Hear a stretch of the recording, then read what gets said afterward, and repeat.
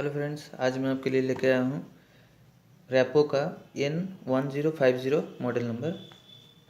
इसको हम पहले यहाँ पे देखिए, ऊपर ब्रांडिंग है, विंडोज 10 है, 1000 DPI है।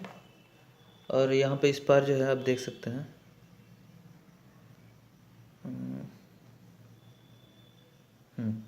यहाँ पे लिखा हुआ है विंडोज XP, विस्ता और 7, विंडोज 8, विंडोज 10 किसी में भी आप यूज़ कर सकते हैं।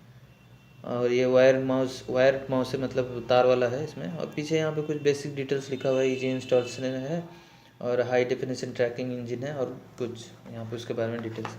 चलिए हम देखते हैं इसके अंदर क्या मिलेगा। अंदर इसके बेसिक कुछ है नहीं ज़्यादा कुछ, सिर्फ ये माउस है और ये कुछ नहीं। तो डिब्बे को हम एक थोड़ी देर के लिए साइड में रखते हैं।